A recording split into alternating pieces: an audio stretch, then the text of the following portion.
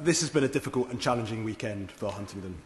My thoughts are with the victims of this terrible tragedy, to the LNER crew member whose heroic and selfless actions, placing himself in harm's way, saved lives at the cost of his own safety, and who remains in a critical but stable condition.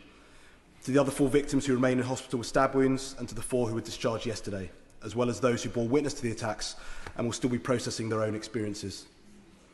I would like to place on record my praise for the emergency services response to Cambridgeshire Constabulary, whose unarmed response officers and firearms officers were able to place Anthony Williams in custody within 8 minutes of receiving the 999 call.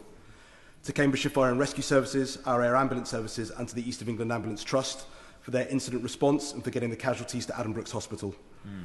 Also to the train driver, Andrew Johnson, and signalling staff, whose speed of thought in moving the train onto the suburban line from the high-speed line meant that the train could make the unscheduled stop at Huntingdon, a decision that curtailed the attack by several crucial minutes, allowed the police to apprehend the suspect and undoubtedly saved lives. The swift action of all those involved prevented a horrific attack from being far, far worse.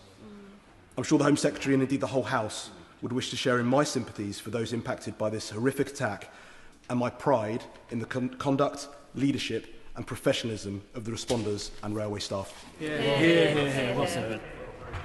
Well, can I thank the Honourable Member for both his question today, but also for his own work over the weekend. He was very quick to arrive at the scene, and I thought that the Honourable Member handled himself with great honour and reflected in a very measured way the initial response to such a horrifying incident in his constituency. I think the way he's handled himself is a credit to him and to the people that he represents. And I, of course, agree with him in relation to his remarks about the bravery of all of those who were responding, the speed of the response, but also the bravery of those inside the train itself as well. And let me assure him that myself and my officials stand ready to work with him and others who are locally on the ground to make sure all lessons are learned as we move forward.